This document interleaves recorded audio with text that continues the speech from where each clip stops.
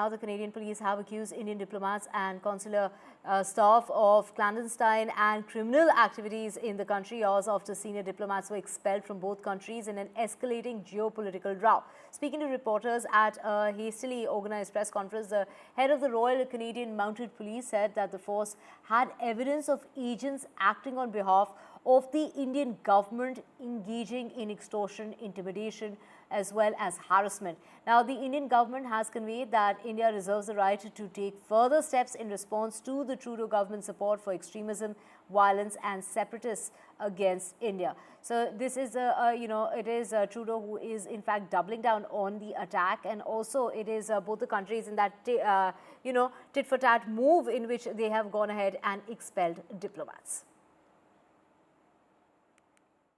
Let's just listen to what Justin Trudeau had to say. Canada fully respects the sovereignty and territorial integrity of India.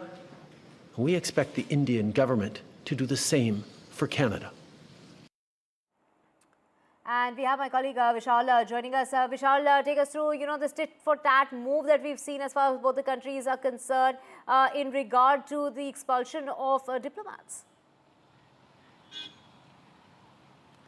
So yesterday, the Ministry of External Affairs released a statement in which it said that the government of Canada had contacted it and said that there were 6 persons of interest in this case of killing of a separatist leader in Canada.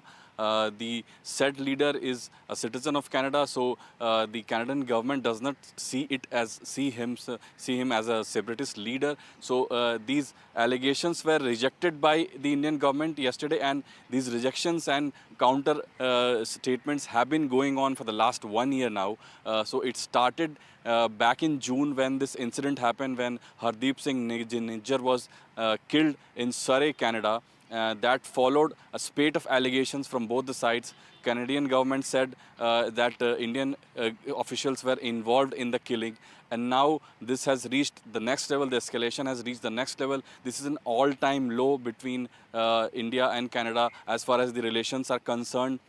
So the latest is that both the governments have done some tit-for-tat statements and expelled about six odd diplomats from both the sides, and so this follows a series of allegations, as I mentioned, and it remains to be seen what kind of further actions will be taken. But as you played earlier, the statement of Justin Trudeau, who said that he wants to maintain a relationship with India, but also in the same press conference he has gone on to heavily criticize the Indian government, saying that even though the Canadian government was ready to share some evidence in support of the case that Indian agents were involved in the case, the Indian government has not responded, has not replied to its requests, and has not really made progress, has not really helped in making progress in the case. So these counter allegations have continued, and the ties are at an all-time low.